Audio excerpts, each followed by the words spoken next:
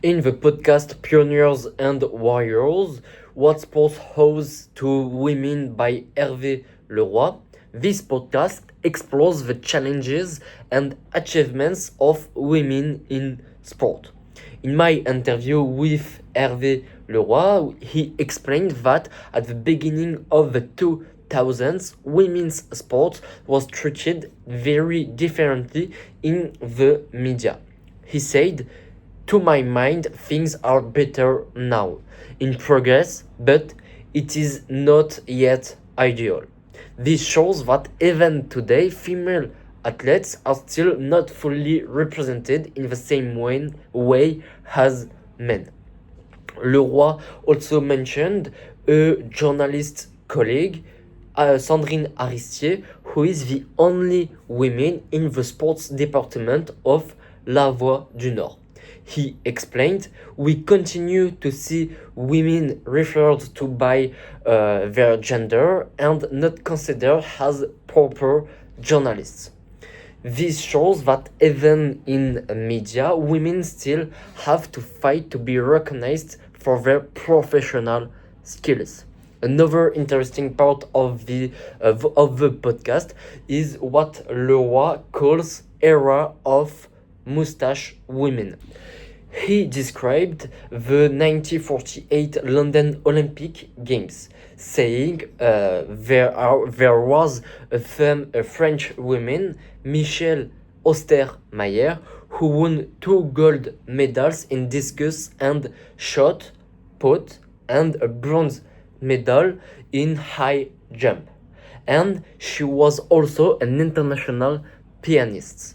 At that time, journalists called strong female athletes woman men or femme moustache because they did not fit society's ideas of femininity. When I asked him about current inequalities in women's sports, Leroy talked about Cecile Novak, a former Olympic judo champion. Novak said that access to training facilities has improved, especially because judo was a medal-winning sport. Mixed gender training is now possible, but she also noted that media coverage and economic opportunities remain limited. Leroy explained there is still an open ceiling in federations. Women are often on boards, but very few are presidents. He added that while progress is happening, female athletes still have to fight for legitimacy. As an example, Cecile Novak is now number 2 of the French Judo Federation. Leroy also explained why some women's clubs in the northern France are particularly successful. He said, "There is a strong associative engagement. In the 1970s, the first women's football clubs, Étreint, a small village of 3 or 4 thousand people, became French champion." He added that medium-sized cities support female sports as a way to gain visibility, which sometimes allows women's teams to reach the top faster than men's. Finally, Leroy talked about how women's sport is finding its own identity. He said, "We start from the male model, but athletes transcend and exceed it. For example, women's cycling initially copied the Tour de France, but now women's cycling is becoming its own event, not just following the Tour de France."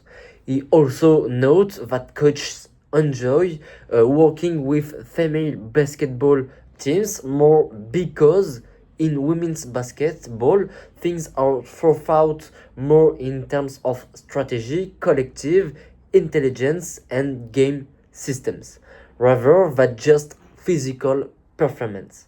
In conclusion, Hervé Leroy's podcast shows that women in sport have made great progress, but challenges remain.